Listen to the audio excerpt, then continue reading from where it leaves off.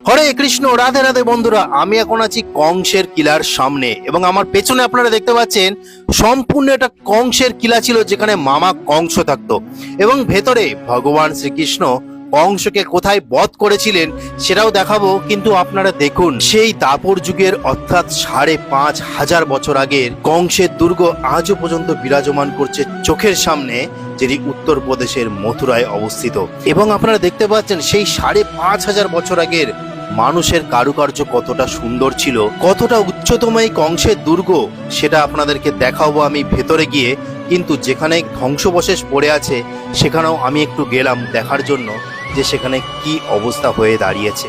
সেখানে বানর সেনা ভর্তি ছিল, শত শত বানর সেনা, এবং আমাদের গৌমাতা গাভীরা সেখানে বিচরণ করছিল। কালের ক্ষয়ে এই কংসের দুর্গ অনেকটা ক্ষয় হয়ে গেছে, সেটা আপনারা বুঝতে পারছেন যে মাটির স্তূপের মধ্যে চাপা পড়ে গেছে অনেক কিছু। এটার জন্য সুখবর আছে, কিন্তু আপনারা দেখতে পেলেন যে মামা কংসের দুর্গ আজও পর্যন্ত বিরাজমান এবং এখানে ভগবান শ্রীকৃষ্ণ মামা কংসকে বধ করে তার পাশেই বিশ্রাম ঘাটে বিশ্রাম নিয়েছিলেন আমাদের ভগবান শ্রীকৃষ্ণ।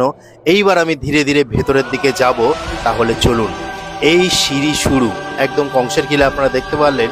আমি একটু ভিডিওটা স্পিড করে দিয়েছিলাম আপনাদেরকে বোঝার জন্য, কারণ লং ভিডিও হয়ে যাবে, সেই কারণে। আমি যখন সিঁড়ি দিয়ে ওপরে উঠছিলাম তখন আমার একটাই জিনিস মনে হচ্ছিল যে আমি সেই স্থানে যাচ্ছি যেখানে আমাদের ভগবান শ্রীকৃষ্ণ এবং মামা কংসের মধ্যে যুদ্ধ হয়েছিল এবং যুদ্ধে ভগবান শ্রীকৃষ্ণ জিতে গিয়েছিলেন, এবং সেই স্থানেই আমি যাচ্ছি।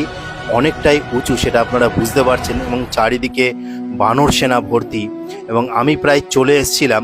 এখানেই সিঁড়ি শেষ হয়ে গেছিল, কিন্তু আরেকটু বাঁ সাইডের দিকে যেতে হতো। এইখান থেকে সোজা গিয়ে একদম ডান সাইডে আবার মোড় নিতে হবে।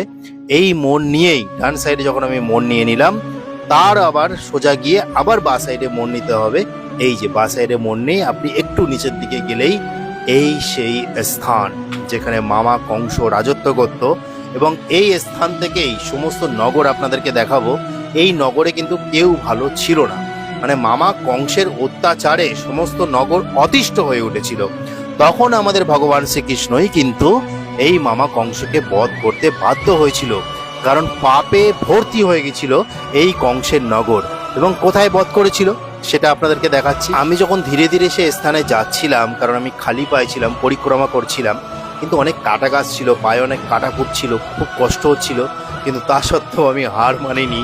আমি যাচ্ছিলাম দেখতে যে ভগবান শ্রীকৃষ্ণ এবং কংসের মধ্যে কোথায় যুদ্ধ হয়েছিল।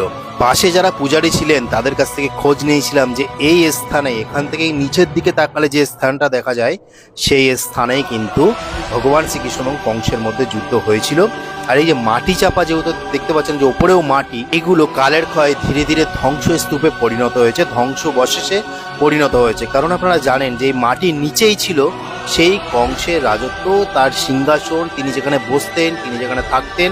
আর এই সেই জায়গা আপনারা দেখতে পাচ্ছেন, এই যে এই স্থানটাই কিন্তু ভগবান শ্রীকৃষ্ণ এবং কংসের মধ্যে যুদ্ধ হয়েছিল, এবং এখানেই কিন্তু ভগবান শ্রীকৃষ্ণ কংসকে বধ করেছিলেন।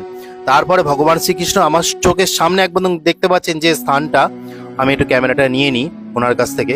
এই যে এই স্থানেই কিন্তু প্রথম বিশ্রাম নেয়, তারপরে বিশ্রাম ঘাটে চলে গেছিলেন। তারপর আমি যখন কংসের দুর্গের উপরে ঘুরছিলাম তখন নিচে দেখলাম দু একটা মানুষ। তাদের কাছে আমি জিজ্ঞাসা করলাম, তারা সেখানে রক্ষণাবেক্ষণা করে, কিন্তু রক্ষণাবেক্ষণা সত্যি ভালো নেই বন্ধুরা। কিন্তু সুখবর আছে, সেটা আমি পরে বলছি। কিন্তু আপনারা দেখুন কত অপূর্ব দৃশ্য, পাশেই যমুনা নদী এবং তার পাশেই কংসের যে নগর ছিল সেই নগর এইখানেই ছিল। এই যে নগর দেখতে পাচ্ছেন, এটাই কিন্তু কংসের নগর ছিল, যেখানে কেউ ভালো ছিল না। কংস সবাইকে অত্যাচার করত, তার ফলে সবাই অত্যাচারিত হতো। কিন্তু আপনারা দেখুন ৫,৫০০ বছর আগেকার ইতিহাস, আজও পর্যন্ত প্রত্যক্ষ প্রমাণ, যেখানে আপনারা পরিষ্কার দেখতে পাচ্ছেন কালের ক্ষয়ে এই যমুনা নদী আপনারা দেখতে পাচ্ছেন অনেকটাই ছোট হয়েছে এবং চর পড়ে গেছে। এইবার আমি তাদের কাছে কিছু প্রশ্ন করতে চাই। যারা যারা মনে করে যে আমাদের সনাতন ধর্ম কাল্পনিক, তাদেরকে বলবো, ভাই তোমরা এখানে আসো, এসে এখানে দেখে যাও যে প্রত্যক্ষ প্রমাণ আজও হাজির আছে, যেখানে মামা কংসের দুর্গ আপনাদেরকে দেখতে পারলেন। এখানেই কিন্তু মামা কংসের রাজত্ব ছিল, এবং ভগবান শ্রীকৃষ্ণের জীবনীতে বারবার যমুনা নদীর কথা উল্লেখ আছে, সেটাও আপনারা এসে দেখে যান। তো বন্ধুরা, এইসব স্তূপ দেখে মনে হয় না যে এটা ২০০-৩০০ বছরের বা ৫০০-১০০০ বছরের পুরনো, বহু পুরনো, যেটা পাথর হয়তো কেটে কেটে বানানো হয়েছিল। এবং আমার চোখের সামনে দেখতে পাচ্ছেন সেই যমুনা নদী, যেটি শ্রীকৃষ্ণের জীবনী পড়লে জানা যায় যে কংসের রাজত্বের পাশেই যমুনা নদী ছিল। তো এটা আজকে বলার ছিল, কেমন লাগলো আপনারা অবশ্যই জানাবেন। হরে কৃষ্ণ, রাধে রাধে।